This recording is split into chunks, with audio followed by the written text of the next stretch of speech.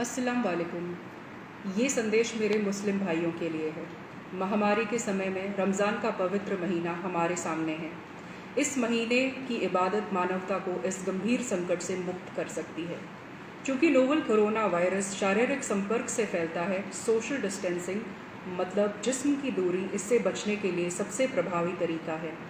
काबे में पिछले 2 महीने से तवाफ़ निलंबित की गई है और मस्जिद नबवी मदीना में और अन्य मस्जिदों में सामूहिक नमाज अदा करने की मनाही की गई है।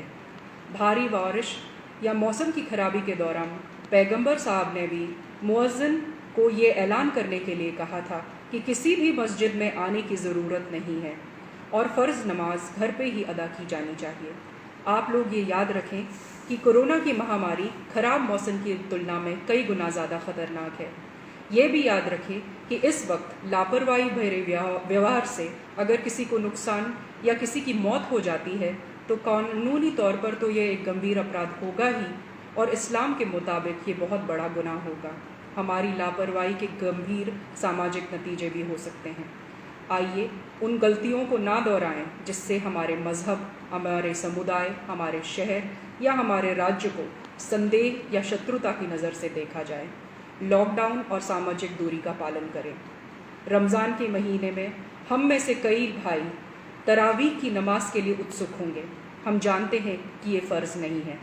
जब मस्जिद में जमात के फ़र्ज़ नमाज अदा नहीं हो रही है तो तरावीह के लिए मस्जिद में जाने का कोई कारण नहीं है। कृपया याद रखें कि तरावीह एक तरह से तहज्जुद या कलामुल लैल है। अन्य दिनों की तरह इसे भी घर में एकांतता में अदा किया जा सकता है और ऐसी गंभीर परिस्थिति में तो इसको घर पे ही अदा किया जाना चाहिए।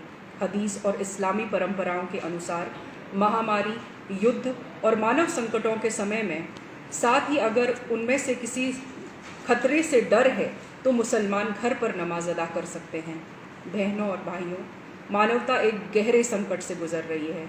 गरीबी और भूख जनता को परेशान कर रही है। अल्लाह की इबादत करने का सबसे अच्छा तरीका मानवता और लोगों की सेवा करना है। ज़कात से बेहतर कोई सेवा नहीं है।